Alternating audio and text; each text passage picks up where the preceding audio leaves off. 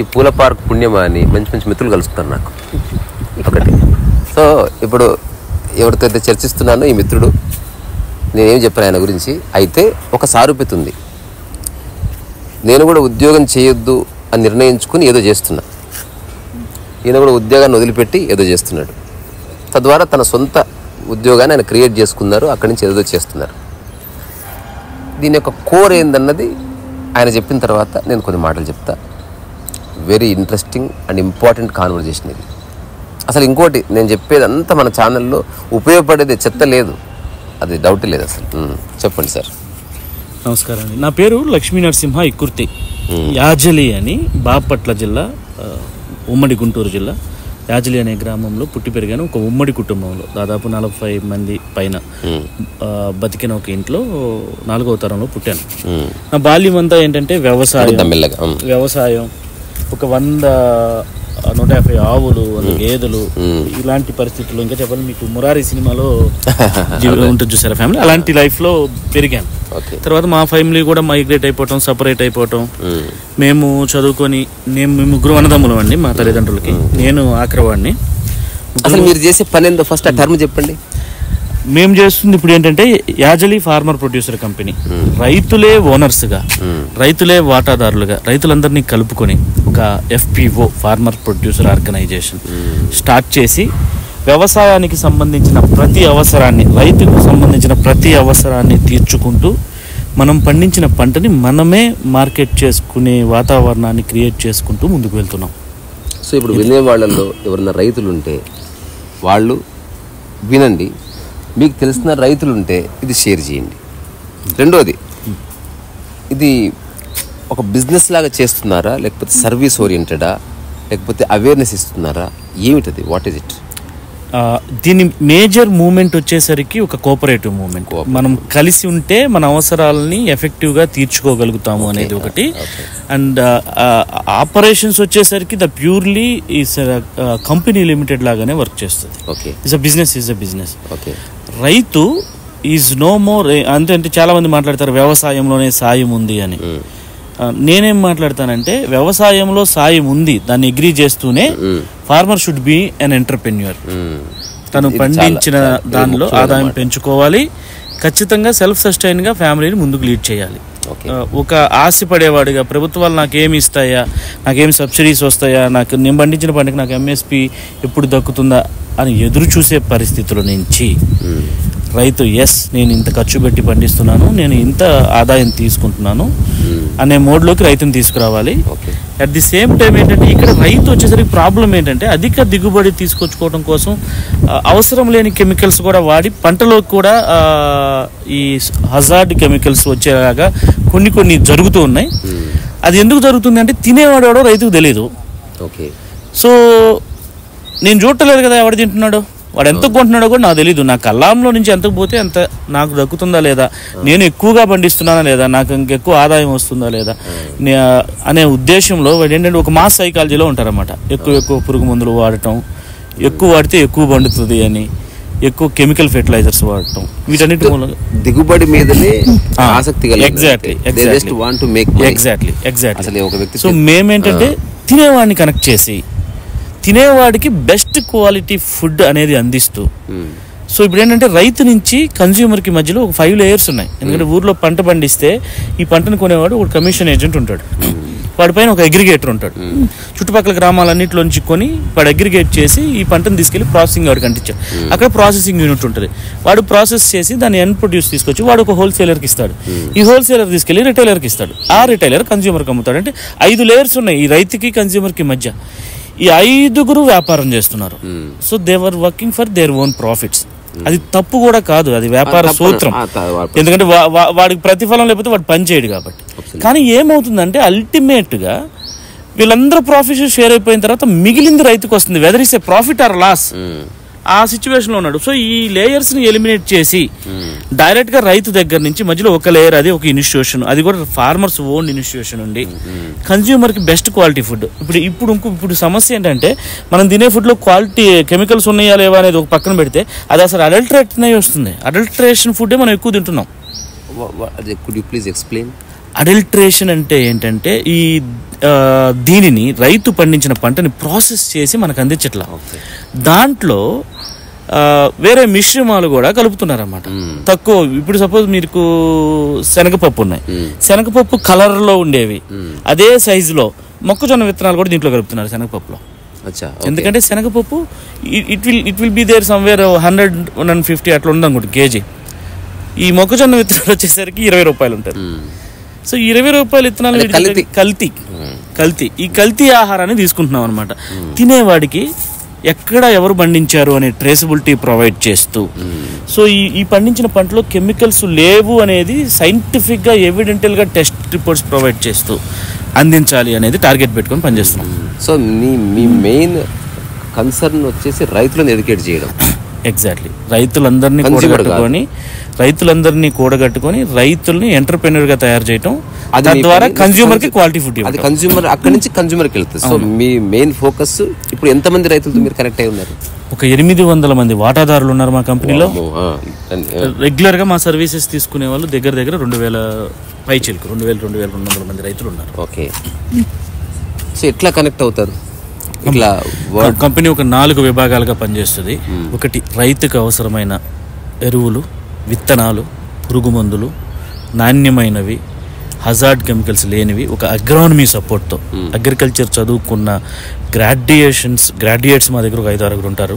వీళ్ళు డైలీ ఉదయాన్నే పొలాల్లోకి వెళ్ళి రైతు పొలాన్ని చూసి ఏదైనా లోపాలు ఉంటే ఏది వాడాలో, ఆ వాడే దాంట్లో కెమికల్ కంపోజిషన్స్, రెసిడ్యూస్ క్యారీ అవ్వకుండా ఉండే బయోలాజికల్ ప్రొడక్ట్స్ కానీ లేకపోతే వేరే కానీ ఏముంటాయి అనేది ఒక రీసెర్చ్ చేసుకొని వాటిని మాత్రమే రైతులకు ప్రొవైడ్ చేసి రైతులు క్వాలిటీ పంట పండించేలాగా మనం ప్రోత్సహిస్తాం. అది ఇన్పుట్ సప్లై సిస్టమ్. నా అబ్జర్వేషన్, నాకు అంత అవగాహన లేకపోయినా అడుగుతున్నది ఏంటి, ఇప్పుడు రైతులు చాలా కష్టపడతారు కానీ వాళ్ళకి విద్య లేదు. అంటే ఇప్పుడు నాకు భాషా జ్ఞానం ఉంటే సరిపోదు, నాకు నేనేం చేస్తున్నానో దాని పట్ల ఒక అవగాహన ఉండాలి. దాంతోపాటు వరల్డ్ వైడ్ ఫినామినాని గుర్తించగలగాలి. ఇప్పుడు వస్తున్న చేంజెస్ని, మన గవర్నమెంట్ పాలసీస్ని కూడా మనం గుర్తిస్తే అప్పుడు ఒక వ్యక్తి చెప్పింది ఏదైనా అర్థం చేసుకుంటాడు వాడు. అవును, కానీ ప్రాబ్లం ఏంది, ఇప్పుడు నేను చాలా పల్లెటూరు నేను ఎప్పుడైనా వెళ్తే చూస్తే అంత చదువుకోని వాళ్ళు వ్యవసాయం చేస్తున్నట్టు కనిపిస్తుంది. చదువుకున్న వాళ్ళేమో ఆ మోడర్నిటీని అడాప్ట్ చేసుకున్నారు, దాన్ని ఆర్గానిక్ ఫార్మ్స్ కింద లేకపోతే ఆర్గానిక్ ఫార్మ్ విజిట్ చేసి ఒక గ్రూపులను తెచ్చుకోవడము, లేకపోతే ఒక చిన్న ఫార్మ్ హౌస్ కట్టుకోవడము. సో వాళ్ళు చేసే కథ వేరే ఉన్నది. But most of the people, అంటే లార్జ్ నెంబర్ చంక్ ఏదైతే ఉందో, దే ఆర్ అన్ఎడ్యుకేటెడ్. అట్లాంటి వాళ్ళది ఎట్లా? యాక్చువల్గా అన్ఎడ్యుకేటెడ్ అనే కన్నా ఏంటంటే వీళ్ళు ఒక మోసధోరణి ఉంటుంది. మా నాన్నగారు ఇలా చేశారు, మా తాతగారు ఇలా చేశారు, మేము ఇలాగే పైపెచ్చు వ్యవసాయంలోకి ఎవరు వస్తున్నారు అంటే ఈ 10th క్లాస్ ఫెయిల్ అయినాయి, బయటకు వెళ్ళి బతకలేని ఇలాంటి వాళ్ళు. సో ఇప్పుడున్న పరిస్థితుల్లో రైతు ఎవరు వాళ్ళ బిడ్డని రైతు అవ్వాలని కోరుకోవట్లా. బట్ రైతు ఎవరు అవుతున్నాడు? బయటికి వెళ్ళి బతకలేని వాడు రైతు అవుతున్నాడు. అదే లాస్ట్ ఆప్షన్. ఒకప్పుడు బతకలేక బడి పంతులు అని ఎట్లా అంటున్నాము, ఇప్పుడు ఏం లేకపోతే కూలికి పోవాలి, వ్యవసాయ కూలి కావాలి అట్లా అనుకుంటున్నారు. ఈ పరిస్థితుల్లో వీళ్ళు ఏంటంటే ఒక మాస్ సైకాలజీ ఫాలో అవుతారు. అందరు కొట్టేదే నేను కొట్టాలి, అందరూ వాడే ముందులే నేను వాడాలి.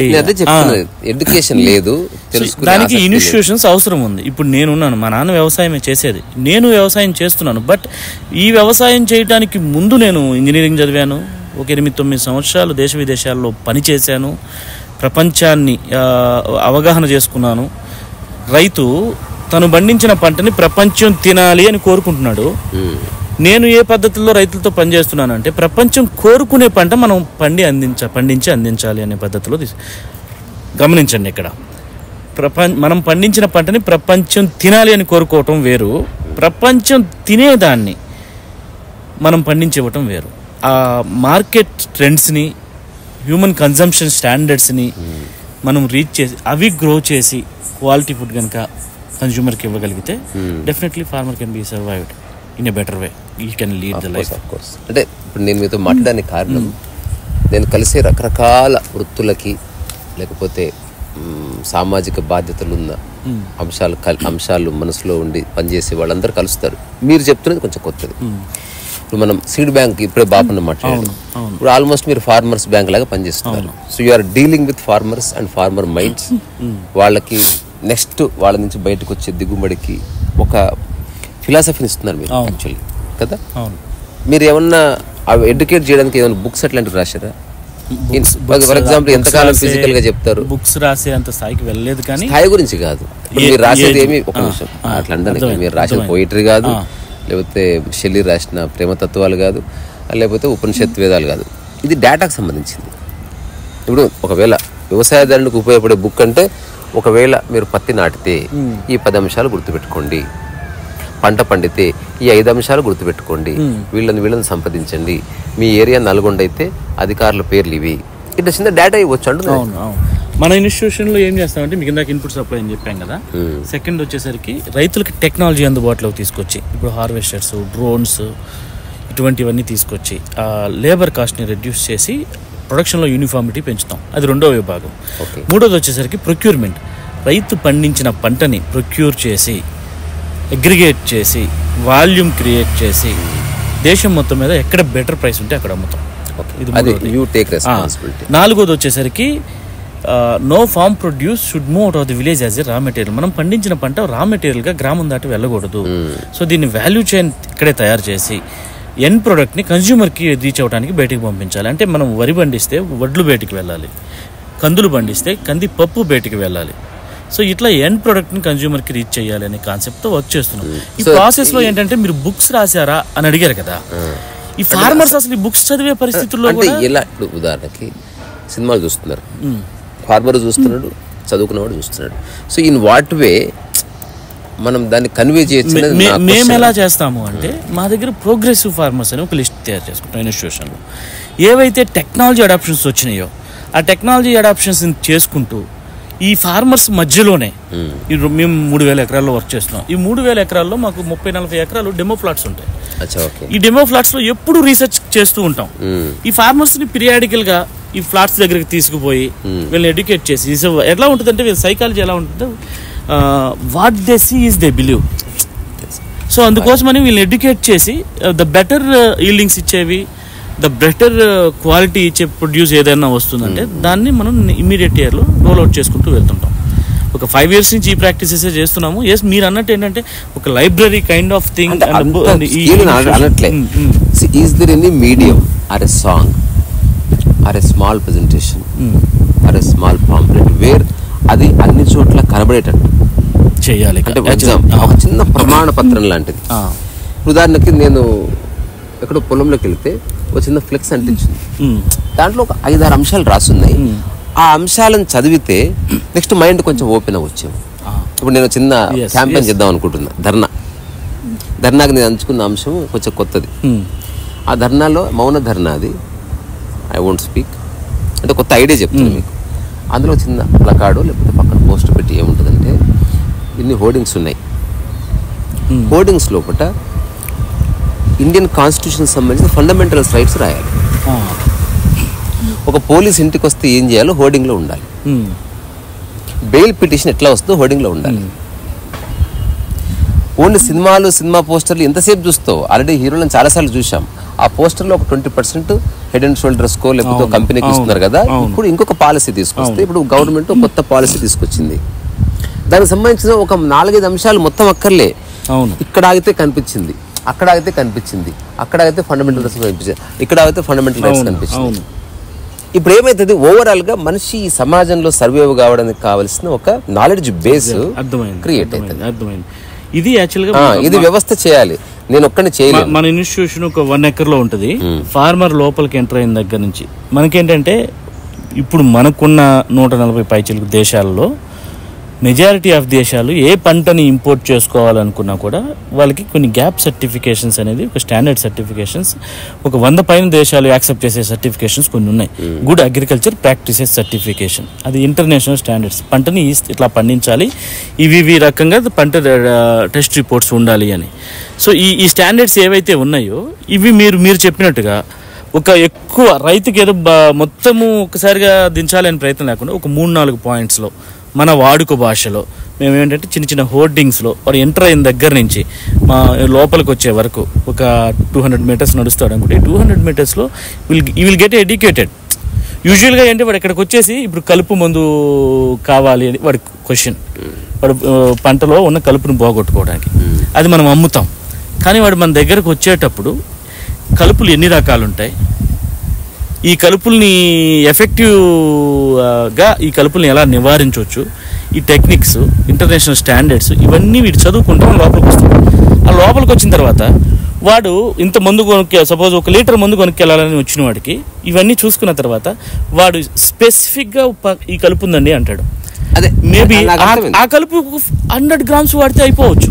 సో ఇట్లా డోసేజెస్ డ్రాస్టిక్ గా తగ్గించేయడం చేస్తున్నాం. ఒక లార్జ్ స్కేల్లో బయట ప్లాట్ఫామ్ కి అట్లా చేయడానికి ఉన్న ప్లాట్ఫామ్స్ ఇంకా లేవు. మీరు అన్నట్టు ఏంటంటే యూట్యూబ్ ఛానల్స్ క్రియేట్ చేసి వీళ్ళని ఎడ్యుకేట్ చేస్తూ పెద్ద సినిమాలే అంత ప్రమోట్ చేసిన ఫ్లాప్ అవుతుంది. సో నేను ఆశావాదిని మాత్రమే.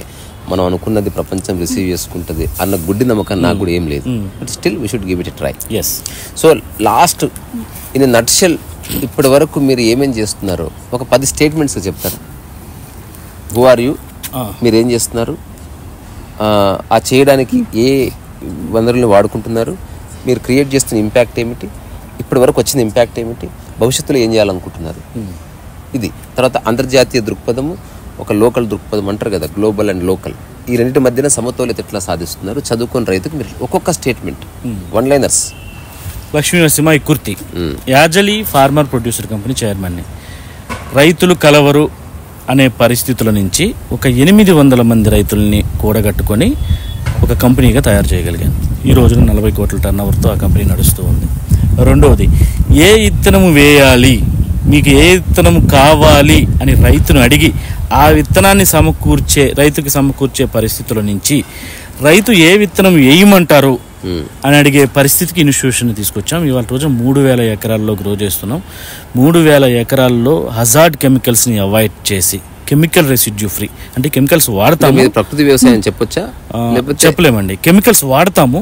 బట్ ఏంటంటే IPM స్టాండర్డ్స్ ఉంటాయి, ఇంటిగ్రేటెడ్ పెస్ట్ మేనేజ్మెంట్ స్టాండర్డ్స్. చాలా దేశాలు యాక్సెప్ట్ చేసే స్టాండర్డ్స్. ఈ స్టాండర్డ్స్తో గ్రో చేసి కెమికల్స్ మనం తినే ఫుడ్లో లేకుండా కెమికల్ రెసిడ్యూ ఫ్రీ ప్రొడ్యూస్ అనేది మార్కెట్కి విత్ ఎవిడెంటల్ రిపోర్ట్స్ అండి, విత్ ఎవిడెంటల్ రిపోర్ట్స్ విల్ ప్రొవైడ్. ఇది చేసుకురాగలుగుతున్నాం. రైతుకి ఎకరాకి 5,000 నుంచి 7,000 రూపాయలు, కొన్ని పంటల్లో 10 నుంచి 15,000 రూపాయల వరకు బెనిఫిట్ చేయగలుగుతున్నాం. బట్ ఈ 5,000, 10,000 రైతుల బతుకులు మార్చవు. ఆలోచన ఏంటంటే రైతులకి ఒక సెల్ఫ్ సస్టైనబిలిటీలోకి విలేజెస్ని తీసుకెళ్ళగలిగితే ఈ డెవలప్డ్ నేషన్ అవ్వటానికి కాంట్రిబ్యూషన్స్ ఇవ్వగలుగుతాము అనేది ఆలోచన. దానికోసం ఏంటంటే రీసెంట్గా క్యాటిల్ హాస్టల్ అనే ఒక ఆలోచన తీసుకొచ్చి అది ఒక 25 ఎకర్స్లో బిల్డ్ చేస్తూ ఉన్నాము. రైతులు వారికి సంబంధించిన ఆవుల్ని, గేదెల్ని మా ఇన్స్టిట్యూషన్లో వదిలిపెడతారు. ఇన్ఫ్రాస్ట్రక్చర్ అంతా ఇన్స్టిట్యూషన్ది. వాటికి కావాల్సిన పరిస్థితులు మొత్తం, వాటికి కావాల్సిన ఫీడింగ్ ఇవన్నీ ఇన్స్టిట్యూషన్ చూసుకుంటుంది. ఆ వచ్చిన మిల్క్ని మార్కెట్ చేసి ఎండ్ ఆఫ్ ది మంత్ ఆ ఖర్చులు అనేది వరకు తీసుకొని రిమైనింగ్ అమౌంట్ ఈ should hit the farmer account అన్నమాట. దాంట్లో ఉండే క్యాటిల్ రైతువి, ఇన్స్టిట్యూషన్ ఏమో ఇన్ఫ్రాస్ట్రక్చర్. సో నెల ఒక 20-25 వేల రూపాయలు గ్రామాల్లో బతికే రైతు కుటుంబానికి ఒక రెగ్యులర్ ఆదాయం ఇవ్వాలి. ఎందుకంటే వ్యవసాయంలో రెగ్యులర్ ఆదాయం లేదు. మనం ఎంత చేసినా అది సీజనల్ ఇన్కమ్. ఈ సీజనల్ ఇన్కమ్ మూలంగా ఏంటంటే ఎవరు వ్యవసాయాన్ని చూస్ చేసుకోవట్లేదు. అప్పు చేసి వ్యవసాయం చేయటం, అప్పు తీర్చి మళ్ళీ అప్పు చేయటం మొదలు. సో దీని నుంచి కొంచెం బయటకు తీసుకొస్తే agriculture income is tax free income. ఈ వ్యవసాయంలో ఆదాయం మొత్తం మిగిలిపోతుంది వీళ్ళకి రెగ్యులర్ ఇన్కమ్ కనుక ఉంటే అనే ఉద్దేశంతో ఆ క్యాటిల్ హాస్టల్ ఒకటి బిల్డ్ చేస్తున్నాము. ఒక 10,000 కుటుంబాలని సెల్ఫ్ సస్టైనబిలిటీలోకి తీసుకురావాలి. ఈ 10,000 కుటుంబాలు పండించే పంటని డైరీ ప్రొడక్ట్స్ అంటే కానీ, అగ్రికల్చర్ ప్రొడక్ట్స్ అంటే కానీ, ఆ 10,000 కుటుంబాలు పండించే పంటతో 10 లక్షల కుటుంబాలకి నాణ్యమైన ఆహారాన్ని అందించాలి. ఈ ఆలోచనతో పనిచేసుకుంటూ ముందుకెళ్తున్నాం. చాలా పెద్ద లక్ష్యం. చేరుకుంటామనే నమ్మకం ఉంది. తప్పకుండా చేరుకుంటారు. ఎందుకో తెలుసా, పని చేస్తున్నారు కదా, ఆలోచిస్తూ కూర్చోవాలి. సో ఎవడైతే ఆచరిస్తూ పోతాడో ఎంతో కొంత మేనిఫెస్ట్ అవుతుంది. అక్కడి నుంచి ఒక టీం బిల్డ్ అవుతుంది. మీ యొక్క ఆలోచనలో సత్యం ఉంటే, లేదా ఏమంటారు సరైన విషయం ఉంటే ఇంకో 10 మంది అడాప్ట్ చేసుకుంటారు. అట్లా ఒక ఈ మనసులోకి ఎక్కాలి విషయం. ఇది ఏదేమైనా మీ వల్ల రైతు ముఖంలో సంతోషం ఉందా? ఆబ్వియస్, చాలా సంతోషం ఉంది. ఈ మాట చెప్పిన చాలా సంతోషంగా ఉంది. సో ఇట్లా ఈ మిత్రుడు చేసే పనికి ఒక 2-3 కోట్ల రూపాయల ఆదాయాన్ని గ్రామానికి కలిగించగలుగుతున్నాము. దీన్ని ఇంకా పెంచాలి. ఎందుకంటే ఒక మన దేశంలో ఉద్యోగాలు చేసే వాళ్ళ దగ్గర, ట్యాక్స్ పేయర్స్ దగ్గర ఒక ఆలోచన ఉంది. ఏమంటే మనం కష్టపడి ట్యాక్స్ కడుతుంటే ఇవి తీసుకెళ్లి గ్రామాల్లో ఫ్రీగా పంచుతున్నారు అని. కొంతమేర కరెక్ట్ ఏమో, కానీ ఇన్ టర్న్ దానికి రిటర్న్గా నాణ్యమైన ఆహారాన్ని పండించి మీ అందరికీ అందించాలి అనే ఉద్దేశంతో మేము ముందుకు వెళ్తూ ఉన్నాం. చాలా సంతోషం. సో ఇప్పుడు చివరిగా చెప్పిన మాట, ఈయన చేసే పని అల్టిమేట్గా రైతులతో సంబంధం కలిగి ఉన్నది కనుక రైతు ముఖంలో చిరునవ్వు చూశాను అని చెప్పి చిరునవ్వు నవ్వాడు, నాకు చాలా సంతోషం వేసింది. సో మనం ఓన్లీ ఒక టీవీలో సెలబ్రిటీగా ఉన్నవాడు లేకపోతే కామెడీ చేసి నవ్వించేవాడు అక్కడితో ఆగిపోవద్దు. మన అభిమానం, మన అటెన్షన్ స్పాన్ పెరగాలి. ఈ ప్రపంచంలో ఈ మానవ సమాజాన్ని ఉద్ధరించడానికి రకరకాల వ్యక్తులు నిశ్శబ్దంగా ఋషుల్లాగా పనిచేస్తున్నారు. వాళ్ళ వ్యక్తిగత విషయాలు మనకు అక్కర్లే, వాళ్ళ విషయం ఏమిటి, వాళ్ళ వల్ల సమాజానికి ఎంత మేలు జరుగుతుంది, ఆ పాయింట్ ఆఫ్ వ్యూ ప్రకారం నేను బ్రదర్తో మాట్లాడాను. Really fruitful conversation. ఎట్లయితే గింజల్లో ఓన్లీ నాణ్యమైన గింజలే ఉంటాయో అట్లా నాణ్యమైన మాటలే ఉన్నాయి. ఈ కాన్వర్జేషన్ ఇక్కడ ఆపేస్తుంది. ఎందుకు, విషయం వచ్చేసింది. ఎప్పుడన్నా మీ వ్యవసాయ క్షేత్రంలో రైతులతో కలిసినప్పుడు నాకు చెప్పండి. ఖచ్చితంగా will have a conversation with them. ఖచ్చితంగా నెల నెల మా రైతుల అవగాహన సదస్సులు జరుగుతూనే ఉంటాయి. అడ్వాన్స్ టెక్నాలజీస్ ఏమన్నా వచ్చినా రైతులకు కావాల్సిన విత్తనాలు వీటిల్లో, ఎందుకంటే ఈ రోజు మన దేశంలో ప్రతిదీ కల్తీ అయిపోయింది. ఆహారమే కాదు, ఈవెన్ రైతు పండించే పంటలోకి కావాల్సిన కెమికల్స్ కూడా 37% కల్తీ నడుస్తున్నాయి ఈ దేశంలో. అసలు వీటి మీద అవగాహన ఇప్పుడు ఎడ్యుకేషన్ జరుగుతుంది. మనిషిని చంపేదనుకో, అది కూడా కల్తీ వస్తుంది. సో నేను ఖచ్చితంగా ఈసారి జరిగే మా రైతుల అవగాహన సదస్సులకు మీటింగ్ కి ఒక 500 మంది రైతులు అటెండ్ వచ్చినప్పుడు చెప్పండి. ముందే చాలా ఓపెన్ గా వాళ్ళతో మాట్లాడుకోవచ్చు, పాటలు పాడదాం. ఎందుకంటే రైతులు ఎలా ఉంటారంటే అండి, ఏదన్నా ఒక కాన్ఫరెన్స్ జరుగుతుంది అంటే ఎవరన్నా సైంటిస్టో లేకపోతే ఇంకొకరు ఆ కాన్ఫరెన్స్ ని అడ్రస్ చేస్తూ ఉంటే క్వశ్చన్ అండ్ ఆన్సర్స్ అయినప్పుడు చాలా పొలైట్ వేలో, చాలా పాలిష్డ్ గా, చాలా ప్రొఫెషనల్ గా ఆన్సర్స్ అడుగుతాం. కానీ రైతుల దగ్గర అలా ఉండదు. చాలా ఎఫెక్టివ్ గా ఒక వాడుక భాషలో ఎంత స్థాయిలో అడుగుతాడండి. చాలా చెప్పొచ్చేవారా నాన్న, ఇవన్నీ అవుతాయా ఎట్లా డిబేట్ కూడా జరుగుతుంది. మస్తు చూసినావు నా బిడ్డ, మస్తు ఇవన్నీ నడవు, నువ్వు చూపించు, నేను ఫాలో అవుతా, అంతే. క్లియర్. ఓవరాల్గా ఇప్పుడు నువ్వు చేస్తున్న ఈ జర్నీకి ఒకవేళ థంబ్నెయిల్ పెట్టాలనుకో, ఏం పెట్టచ్చు? చాలా కష్టమైన క్వశ్చన్ అడిగారు. Farmers company. నువ్వు కంపెనీగా నీ లక్ష్యం ఏంది, దాన్ని ఒక మాటలు చెప్తే ఏమిటది? కంపెనీ అనేది మాధ్యమం, అంటే థంబ్నెయిల్ అనేది మీరే చెప్పండి. నా లక్ష్యం థంబ్నెయిల్ ఏదో నీ ఫోటో పెడతాను, దాని మీద making self sustained villages with happy villages with profitable agriculture. అది చాలా పెద్దది. అది ఏమంటాం, మళ్ళీ పారాగ్రాఫ్ అయింది. రైతుల సంతోషం, 800 రైతుల్లో సంతోషాన్ని పండిస్తున్నా, మంచిగా ఉంది కదా. 2000 మంది రైతులు ఉన్నారు, 800 మంది షేర్ హోల్డర్స్. 2000 మంది రైతుల ముఖాల్లో సంతోషాన్ని పండిస్తున్న యువ రైతు పేరు లక్ష్మీ నరసింహ ఇక్కుర్తి. ఇదే థంబ్నెయిల్ మీద రాస్తాను, కింద కూడా అదే రాస్తాను, ఎందుకంటే బాగుంది.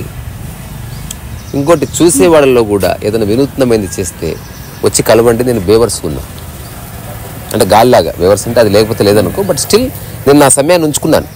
I really want to meet interesting people, interesting minds, ఆరోగ్యకరమైన థాట్స్, సమాజం గురించి, పక్కవాడి గురించి కాస్త ఆలోచించే మనస్సు ఉన్నది కాస్త షేర్ చేసుకునే ఒక వ్యక్తిత్వం, ఏది ఉన్నా లేకపోయినా ఆనందంగా ఉండగలిగే ఒక స్థితప్రజ్ఞత, ఇట్లాంటి వాళ్ళ కోసం నా అన్వేషణ నడుస్తున్నది. కలుస్తున్నా, చాలామందిని కలిశాను, అందరినీ పరిచయం చేస్తాను మీకు. ఇదే. Thank you so much. Thank you. Great journey ahead. దుమ్ము దులిపై మనం రైతులు వచ్చినప్పుడు ఒకసారి చెప్పు, నేను నా తమ్ముడు తీసుకొచ్చి వచ్చిన పాటలు పాడి ఎంజాయ్ చేపిస్తా, మన తత్వాలు తీసుకొస్తా. రైతన్నా నీవుగాలన్నా, రైతన్నా నీవుగాలన్నా, నీవు పారేయరన్నా, రైతన్నా నీవుగాలన్నా, నీవు పారేయరన్నా, నా ఆరోగ్యమన్నా నీవు రైతన్నా,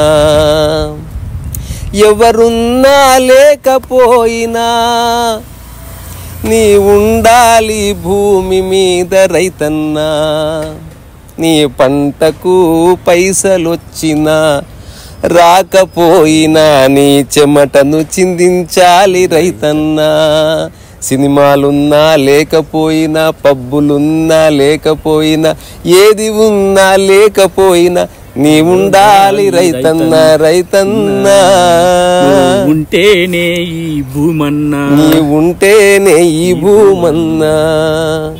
సో రైతు అనేవాడు మన ప్రకృతికి గుండెకాయ వాడు. అవునండి. లేదా గుండెకి సరఫరా చేసే ఒక ఆర్టిలరీ పంప్ ఉంటుంది చూడు మనకి ఇక్కడ, అట్లాంటి ఒక ప్రధానమైన భూమిక నిర్వర్తిస్తున్నవాడు బట్ అవుట్డేటెడ్ అయిపోయింది. ఇక్కడ వాడు అందంగా ఉండలేడు, టై కట్టుకోలేడు. మన కళ్ళకి అందంగా లేనిది అదొక్కటే మంచిగా లేదని కాదు, మన దృష్టి బాగాలేదు అంతే. మూలాన్ని చూడనంత వరకు ఇవేవి అర్థం కావు. ఏదేమైనా చూడండి, షేర్ చేయండి, వీడియోని కాదు కంటెంట్ని. ఆ తర్వాత మీ పిల్లలకు చూపించండి, పొలాలను చూపించండి, ఒక మొక్క నాటించండి. నీళ్ళు ఎక్కువ పోసి వస్తుంది, అట్లా నువ్వు ఎక్కువ తింటే సస్తావని చెప్పు, అర్థమవుతుంది. సో చిన్న మొక్కలో సమస్త వేదసారం అంతుంది. సరిగ్గా చెప్పు. ఆంధ్రప్రదేశ్ స్టేట్ రీసెంట్గా ఒక కాన్సెప్ట్ తీసుకుందండి, అగ్రికల్చర్ డిపార్ట్మెంట్, మన ఎడ్యుకేషన్ డిపార్ట్మెంట్. గవర్నమెంట్ స్కూల్స్లో చదివే పిల్లలందరికీ ఒక గ్రీన్ పాస్పోర్ట్ అని ఇచ్చింది. మన రీసెంట్గా ఒక 1 వీక్ బ్యాక్ ఇష్యూ చేసింది. ఒక గ్రీన్ పాస్పోర్ట్ ఇస్తూ దాంట్లో మామూలు మన రెగ్యులర్ పాస్పోర్ట్ లానే ఉంటుంది. ఆ పాస్పోర్ట్లో ఒక 6 పేజీలు ఇస్తూ ఒక 3 మొక్కలు ఇచ్చింది వీళ్ళకి. ఈ 3 మొక్కలని ఒక 2 years పాటు పర్సూ చేస్తారన్నమాట. 3 నెలలకు ఒకసారి. పిల్లవాడు వచ్చేసరికి యాక్చువల్ గ్రోవర్, ఆ మొక్క పెంచేవాడు, ఒక టీచరు, వాళ్ళ పేరెంట్, వాళ్ళిద్దరు వచ్చేసరికి దానికి ఇన్స్పెక్షన్స్. సూపర్. సో వీడు ఈ మొక్కని 2 సంవత్సరాల పాటు పెంచాలి. ఎవరు బాగా ఈ మొక్కలు పెంచుతారో వాళ్ళు ఈ 2 years తర్వాత దే విల్ బి అవార్డెడ్ అన్నమాట. కాన్సెప్ట్ తీసుకొచ్చి పిల్లలు చదివి. అదర్వైజ్ ఏంటంటే పాలు ఎక్కడి నుంచి వస్తున్నాయి అంటే ప్యాకెట్లో నుంచి వస్తున్నాయి, బియ్యం ఎక్కడి నుంచి వస్తుంది అంటే ప్యాకెట్లో నుంచి వస్తుంది అని చెప్పే పరిస్థితుల్లోకి ఈ సమాజం పిల్లలు వెళ్ళిపోతున్నారు. యాక్చువల్గా ఎంత శ్రమ ఓడిస్తే అరక దున్ని చెమటోర్చి రక్తాన్ని చిందించి గింజని కలిపి పెంచి సేద్యం చేసి దానిని ఒక పరిణితి చెందిన మొక్కగా తయారు చేసి దాని నుంచి వచ్చే ఫలాన్ని వడిసి పట్టి దాన్ని సంచుల్లో నింపి దాన్ని భుజాన్నెత్తి బండి పెట్టి తీసుకొచ్చి మీ నోటికి అందిస్తున్న ఇంత శ్రమ ఒక 6 నెలల పాటు ఒక శ్రమ జరుగుతుంది వెనకాల. దీనిని కనుక ఎడ్యుకేట్ చేస్తే they no need to sympathise. రైతులకు సింపతి కావాల్సిన అవసరం లేదు, but they has to be empathised ఉండాలన్నమాట. ఆ రైతు వీడి కష్టాన్ని, ఎందుకంటే మా నాన్నమ్మ మా తాతమ్మ చెప్పిందండి చిన్నప్పుడు మాకు, మనం తీసుకునే ప్రతిదీ ఈ సమాజం సమిష్టిగా మనకు అందిస్తుంది. అది ఒక చొక్కా అయినా కావండి, ఆహారం అయినా కావండి, ఏదైనా కావండి. So we have to be, ఆ సమాజం పట్ల మనం బాధ్యతగా ఎదగాలి, బాధ్యతగా ఉండాలి అనేది మనకు తెలియకుండానే మన పిల్లల్లో డెవలప్ చేయాలి. అది ఒక రైతు దగ్గరకు తీసుకెళ్ళి మీరు వ్యవసాయం చేసే విధానాన్ని వాడికి పరిచయం చేస్తే ఖచ్చితంగా అది డెవలప్ అవుతుంది. అది చేయండి. ఎందుకంటే రేపు మీ పట్ల బాధ్యతగా మీ బిడ్డ ఉండాలి అంటే ఈరోజు వాడు బాధ్యతగా ఎదగాలి, బాధ్యతగా వాడు. అదర్వైజ్ ఏమంటాడంటే మా నాన్న తీసుకొచ్చి ఇచ్చాడు, నాకు నచ్చింది తింటున్నా, మిగతా అది పడేస్తున్నా. నరేంద్ర మోడీ గారు ఒకసారి ప్రస్తావిస్తూ ఒక విషయం చెప్పాడు ఆయన, నేను ఎప్పుడు ఫుడ్ వేస్ట్ చేయను, my plate will be cleaned, కడిగినంత క్లీన్గా ఉంటుంది నేను అన్నం తిన్న తర్వాత అని. అది విన్న రోజు నుంచి నేను కూడా ఎప్పుడు ఫుడ్ వేస్ట్ చేయను. ఇది తెలియాలి, ఎంత కష్టం ఉందో తెలిస్తే అది వేస్ట్. చివరిగా ఒక మాట ప్రాక్టికల్గా, ఇప్పుడు ఈ పూల పార్క్లో మొక్కలు పెడుతున్నా, నా ఉద్దేశం జస్ట్ పూలను పెంచడం, ఎకో సిస్టమ్ బిల్డ్ చేయడం. దీనికి ఎవరు సహాయం లేదు. కొందరు యూట్యూబ్ మిత్రులు వాళ్ళంతకు వాళ్ళు ఏమైనా చేస్తే చేశారు. అంటే ఇది సంస్థగా అదేమి కాదు. రెండో ఇది నాది కూడా కాదు, ఇది గవర్నమెంట్, ఇది ఆకాశాంతి భూమి, మనం ఎవరం కమ్యూనిక్స్గా కొట్టడం వల్ల జస్ట్ సర్వీస్ చేస్తున్నాం అంతే. ఒక పెద్ద పొలంలో ప్రొఫెషనల్గా చేస్తున్న వాడికి ఎంత కష్టం ఉంటుంది అనేది నాకు తెలుస్తుంది. ఎవ్రీడే నాకు 2.5 hours కన్జ్యూమ్ అయిపోతుంది మార్నింగ్. ఏమీ లేదు ఇక్కడ, ఏ పంట లేదు, పాడలేదు, టైం ఇవ్వాలి. సో అట్లా రైతు తన జీవితాన్ని ఇచ్చేస్తాడు భూమి. అవునండి, అనుకుంటాం కానీ చేస్తే తప్ప తెలీదు. నేను కొన్నిసార్లు అసలు బట్టలు కూడా మార్చుకోవడం మర్చిపోతాను నేను. అవును, నాకు ఎంత హాయిగా ఉంటుందో. మళ్ళీ కొన్ని ఏళ్ళ తర్వాత ఎవ్రీడే నాకు చెమట పడుతుంది ఒళ్ళంతా. అవును, ఎవ్రీడే. అవును, ఆ చెమట నాకు ఏ పబ్బు నాకు ఆనందాన్ని ఇవ్వలే, కారు ఆనందం ఇవ్వలే, నాకు చెమట చాలా బాగా అనిపిస్తుంది. పల్లెటూరు 4:30-5 నిద్రలేస్తుందండి. నిద్రలేచిన ప్రతి రైతు పొలం చుట్టూ వెళ్ళి, మా నాన్న నాకు తెలిసి ఇప్పుడు ఆయనకి 68 సంవత్సరాలు, మొన్న రీసెంట్గా ఏదో ఒక సర్జరీ జరిగితే ఆయన హాస్పిటల్లో అడ్మిట్ అయ్యాడు. ఈ 65 సంవత్సరాల వయసు వరకు ఆయన ఒకసారి కూడా హాస్పిటల్ అడ్మిట్ అవ్వాలి. మా తాతగారు మా నాన్నమ్మ వాళ్ళ జీవితం లేరు, ఇప్పుడు చనిపోయారు. 70 సంవత్సరాలు బతికారు. 70 సంవత్సరాలు ఒకసారి కూడా వాళ్ళ హాస్పిటల్లో అడ్మిట్ అవ్వాలి. వాళ్ళ జీవితం నాకు నేర్పిన పాఠం ఏంటంటే, వాళ్ళ నిద్ర 4:30కి లెగుస్తారు, చేనుకి వెళ్ళి చేను చుట్టూ ఒకసారి తిరిగి మొక్కల్ని ప్రేమగా, ఒక సైకాలజీ ఉంటుందండి, ప్లాంట్ సైకాలజీ, ఆ మొక్కలు పలకరిస్తాయి. వాళ్ళు వాటిని పలకరించి మళ్ళీ ఇంటికి వస్తారనమాట. వాళ్ళ డే స్టార్ట్ అయ్యేది అట్లా. సిటీస్ ఎప్పుడు నిద్ర లెగుస్తున్నాయి, ఎప్పుడు మేలుకుంటుంది, ఫస్ట్ ఎప్పుడు పడుకుంటుంది, ఎప్పుడు వణుకుంటుంది. అసలు ఈ నగరం నిద్రపోదని కథలు చెప్తాను. సావండి, మీ సాగు మీరు సావండి, ఎవరు సావు వాళ్ళు వస్తారు. నేను నా పుస్తకంలో రాసుకున్న మాట చెప్తా. మీరు అన్నారు చూసారా, నేను ఒక మౌన మునిని అని. నేను యాక్చువల్లీ మీరు నాతో అనలేదు, బట్ నేను మిమ్మల్ని గమనించి నేను అనుకున్నాను, మీరు ఒక మౌన ముని, మీరు సేద్యం చేస్తున్నారు. పల్లెటూరులో ఉండే రైతులు కూడా మౌన మునులు, వాళ్ళు కూడా సేద్యం చేస్తున్నారు.